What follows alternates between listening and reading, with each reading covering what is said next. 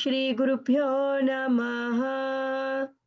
ॐ श्री गुरुभ्यो नमः। ॐ श्री कृष्णाय परमात्मने नमः। श्रीमद्भगवद्गीता अथ तृतीयोऽध्यायः कर्मयोगः। अर्जुन उवाच। No. Okay, we are doing it now. Chapter 3, 26th verse. Okay. न बुद्धिभेदं न बुद्धिभेदं न बुद्धिभेदं न बुद्धिभेदं न बुद्धिभेदं न बुद्धिभेदं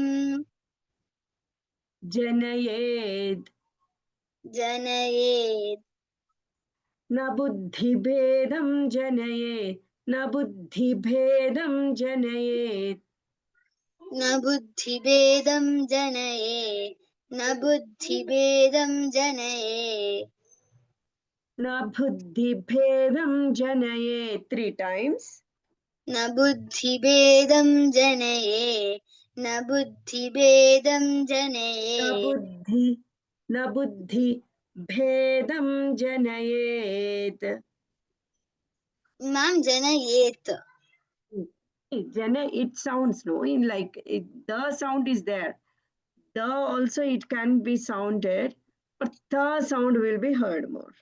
Okay, so the is that we are shuffling it because it is in the middle. So the anything is fine, but mostly when you are pronouncing, the the sound will come. Okay. न न बुद्धि भेदं जनयेत्.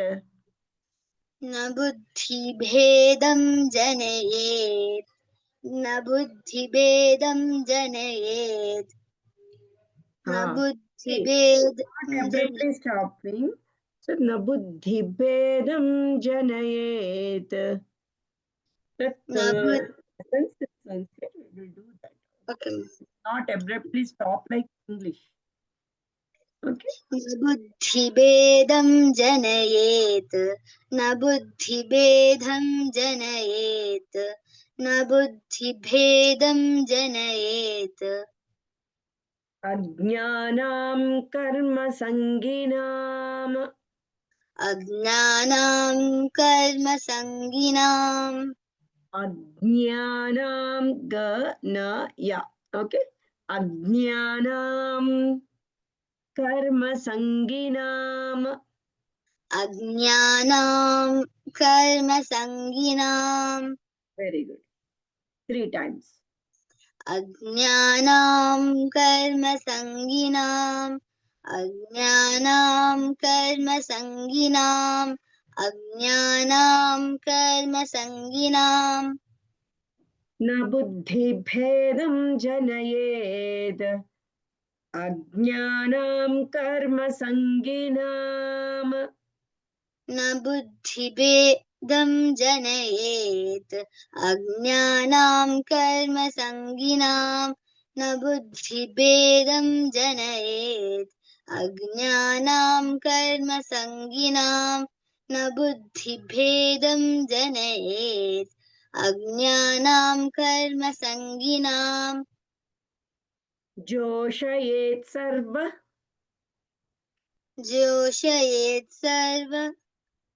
जोषयेत् सर्वकर्माणि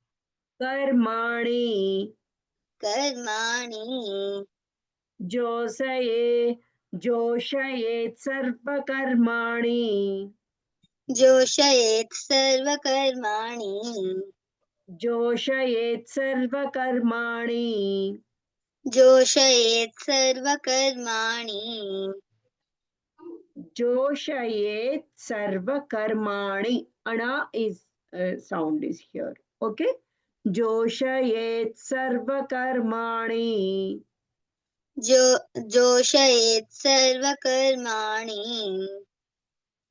3 times.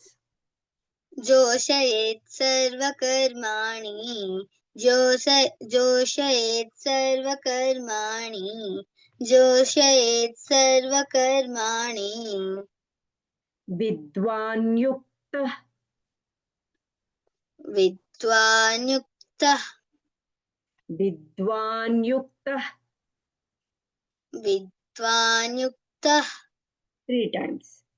विद्वान् युक्तः विद्वान् युक्तः विद्वान् युक्तः समाचरण समाचरण समाचरण समाचरण विद्वान् युक्तः समाचरण विद्वान् युक्तः समाचरण विद्वान् युक्तः समाचरण विद्वान् युक्तः समाचरण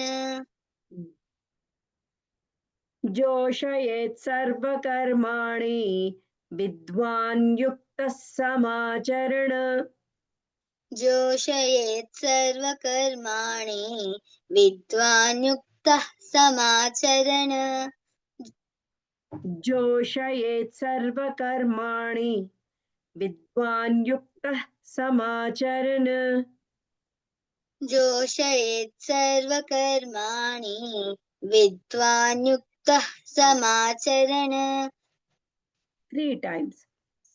जोषयेत् सर्वकर्माणि विद्वान् युक्तः समाचरण जोषयेत् सर्वकर्माणि विद्वान् युक्तः समाचरण न बुद्धिभेदं जनयेत् अज्ञानां कर्मसङ्गिनां जोषयेत् सर्वकर्माणि विद्वान् युक्तः समाचरण न बुद्धिभेदं जनयेत् अज्ञानां कर्मसङ्गिनां जोषयेत् सर्वकर्माणि विद्वान् युक्तः समाचरण 3 times.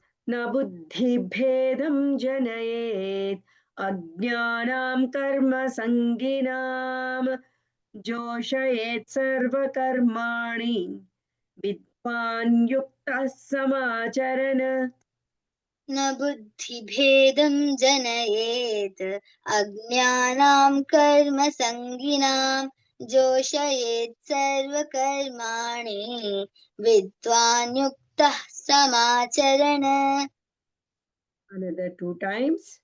न बुद्धिभेदं जनयेत् अज्ञानां कर्मसङ्गिनां जोषयेत् सर्वकर्माणि विद्वान् युक्तः समाचरण न बुद्धिभेदं जनयेत् अज्ञानां कर्मसङ्गिनां जोषयेत् सर्वकर्माणि विद्वान् युक्तः समाचरण Good.